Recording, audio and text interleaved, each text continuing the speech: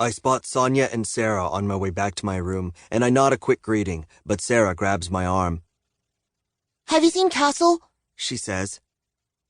"We've been trying to get a hold of him for an hour," says Sonia. The urgency in their voices sends a sudden spike of fear through my body, and the vice-like grip Sarah still got on my arm isn't helping.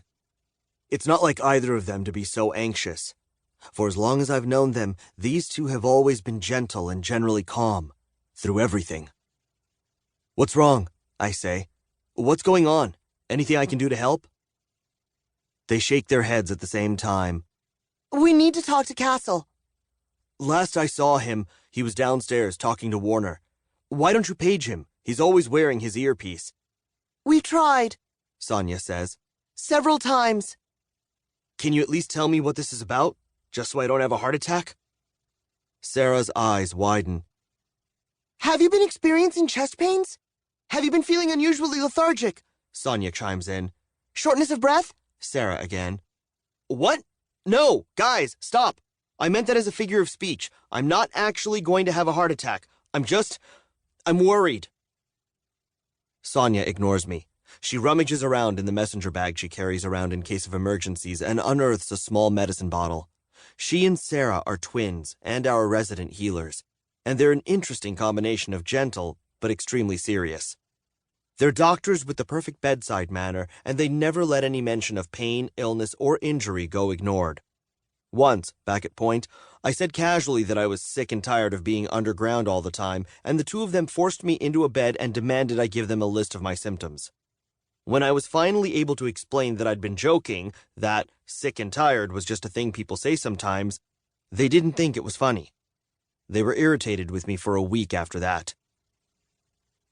"Take this with you, as a precaution," Sonia says, and presses the blue cylindrical bottle into my hand. "As you know, Sarah and I have been working on this for a while, but this is the first time we feel like it might be ready for the field.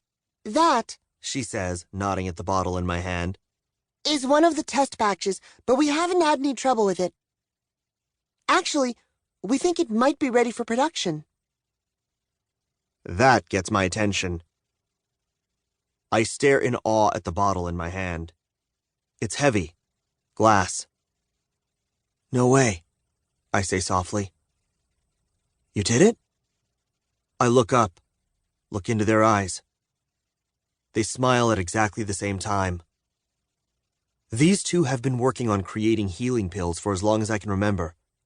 They wanted to give us something to take on the road, in the middle of battle, to keep us going if and or when they're not around. Did James work on this at all?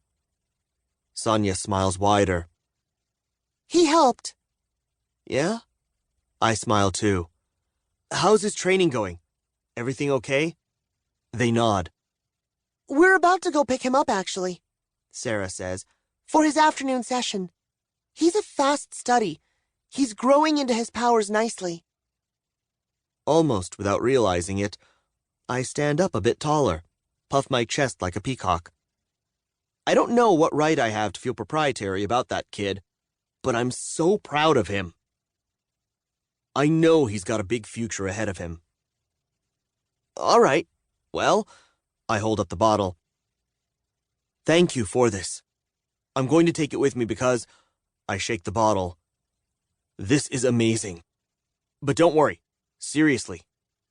I'm not going to have a heart attack." "Good," they both say. I grin. "So you want me to tell Castle you're looking for him?" They nod. "And you're not going to tell me what the urgency is all about?" Sarah and Sonia exchange glances. I raise an eyebrow. Finally, Sarah says, "Do you remember when Juliette was shot?" "She was shot 3 days ago, Sarah." I offer her an incredulous look. "I'm not likely to forget." Sonia jumps in and says, "Yes, but the thing you don't know, the thing that no one but Warner and Castle know, is that something happened to Juliette when she was shot. Something we weren't able to heal." "What?" I say sharply. "What do you mean?" "There was some kind of poison in the bullets," Sarah explains.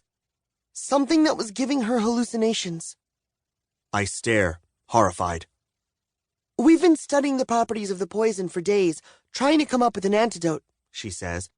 Instead, we discovered something unexpected, something even more important. After a beat of silence, I can't take it anymore. And? I say, gesturing with my hand that they should continue. We really want to tell you everything, Sonia says. But we have to speak to Castle first. He needs to be the first to know. She hesitates. I can only tell you that we think we've discovered something that directly corresponds with the tattoos on the dead body of Juliette's assailant. That guy Nazira killed, I say, remembering. She saved Juliette's life. They nod.